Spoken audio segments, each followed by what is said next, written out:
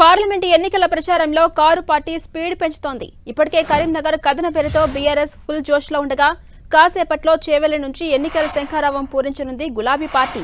సాయంత్రం 5 గంటలకు జరిగే బహిరంగ సభలో బీఆర్ఎస్ అధినేత కేసీఆర్ పాల్గొనబోతున్నారు.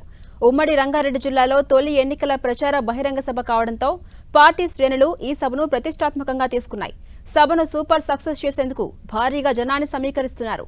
ఇక చేవెళ్ల పార్లమెంట్ నియోజకవర్గంలో కాంగ్రెస్ ఇప్పటికే జనజాతర పేరుతో భారీ బహిరంగ సభ నిర్వహించింది. దానికి ధీటుగా చేవెళ్లలో బహిరంగ సభను ఏర్పాటు చేస్తోంది బీఆర్ఎస్ పార్టీ. ఈ సభలో కాంగ్రెస్ విమర్శలకు గులాబీ బాస్ కౌంటర్ ఇస్తారని చెబుతున్నారు బీఆర్ఎస్ నేతలు. ఫోన్ ట్యాపింగ్ వ్యవహారంతో పాటు పలు రాజకీయ అంశాలపై చేవెళ్ల సభలో కేసీఆర్ మాట్లాడే అవకాశం ఉంది. ఇక ఇదే అంశంపై మరింత సమాచారం సభాస్థలి నుంచి మా ప్రతినిధి శ్రీకాంత్ అందిస్తారు. శ్రీకాంత్, చేవెళ్ల పార్లమెంట్ నియోజకవర్గంలో పెద్ద ఎత్తున భారీ బహిరంగ సభను నిర్వహించేందుకు బీఆర్ఎస్ అన్ని ఏర్పాట్లు చేసింది. ఇందుకు సంబంధించి చేవెళ్ల ఎమ్మెల్యే యాదయ్య మనతో ఉన్నారు. ఆయన అడిగి మరిన్ని వివరాలు తెలుసుకున్నారు. ఎమ్మెల్యే గారు, ఇక్కడ అరేంజ్మెంట్స్ ఏం చేశారు? జనం ఎంత వస్తారని ఎక్స్పెక్ట్ చేస్తారు? చాలా బ్రహ్మాండమైన ఏర్పాటు చేసినాం. ఈ చేవెళ్ల పార్లమెంటు తెలంగాణ రాష్ట్రానికి గుండెకాయ లాంటిది. హైదరాబాద్ కు అత్యంత సమీపంలో ఉన్నటువంటి చేవెళ్ల నియోజకవర్గం ఈ భారీ బహిరంగ సభతోనే తెలంగాణ రాష్ట్రానికి దిక్సూచి కావాలని మొట్టమొదటి ఇక్కడికి వెళ్లి పెట్టడం జరిగింది. మరి ఇక్కడ బ్రహ్మాండమైన ఏర్పాట్లు చేసినాం. జనం కూడా బ్రహ్మాండంగా వస్తుంది. నియోజకవర్గంలో బీఆర్ఎస్ పార్టీ అభ్యర్థి పరిస్థితి ఎలా ఉంది? ఏం చెప్పదలుచుకున్నారు? నియోజకవర్గంలో బ్రహ్మాండంగా బీఆర్ఎస్ పార్టీ అభ్యర్థి బ్రహ్మాండంగా భారీ మెజార్టీతో గెలుస్తాడు. మరి ఎందుకంటానంటే ఈ బీఆర్ఎస్ పార్టీ అభ్యర్థి ఏదైతే ఉందో ఉమ్మడి రంగారెడ్డి జిల్లా వాసి గత 30 సంవత్సరాల నుంచి 40 సంవత్సరాల నుంచి జిల్లాతోని సన్నిహిత సంబంధాలున్నాయి.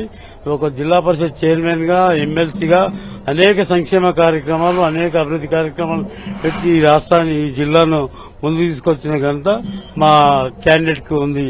మరి గతంలో ఉన్నటువంటి క్యాండిడేట్లు వచ్చిర్రు పోయిర్రు. ఉద్యమ సమయం లోపల కేసీఆర్ దయ వల్ల, దాక్షిణ్యం వల్ల ఎమ్మెల్యే ఎంపీ అయ్యిండ్రు, పోయినరు. వాళ్ళ అవసరాని కోసం వాళ్ళు వెళ్లిపోయారు. అంతే తప్ప ఒరిజినల్ గా బీఆర్ఎస్ కార్యకర్తలందరూ ఉన్నారు.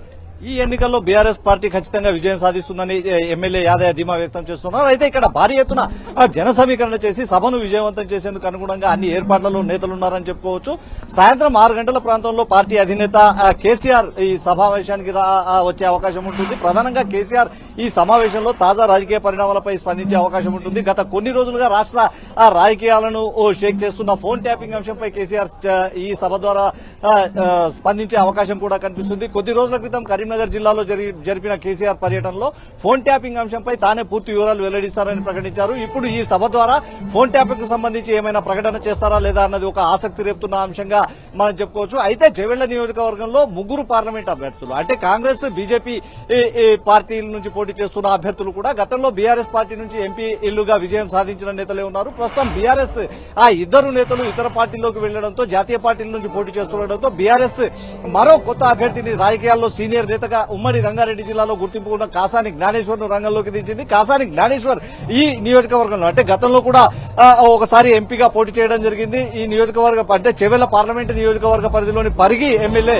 స్థానానికి కూడా కాసాని జ్ఞానేశ్వర్ కు పోటీ చేసిన అనుభవం ఉంది. ఈ నేపథ్యంలో పార్టీ ఈ నియోజకవర్గంలో ఖచ్చితంగా విజయం సాధించాలన్న లక్ష్యంగానే ఇక్కడ పావులు కదుపుతుందని చెప్పుకోవచ్చు. ఉమ్మడి రంగారెడ్డి జిల్లాతో పాటు రాష్ట్ర స్థాయిలో ముదిరా సంఘం నేతగా జ్ఞానేశ్వర్ గుర్తింపు ఉంది. ఈ పరిస్థితుల్లో ఆ పార్టీ కింది స్థాయి నుంచి కూడా, క్షేత్రస్థాయి నుంచి కూడా ప్రజల మద్దతు కూడగట్టాలి, కేంద్ర రాష్ట్ర ప్రభుత్వ వైఫల్యాలను ఎండగట్టాలి, తద్వారా బీఆర్ఎస్ పార్టీ ఈ స్థానంలో గులాబీ జెండా ఎగురవేయాలన్న లక్ష్యంగా అడుగులు వేస్తుందని చెప్పుకోవచ్చు.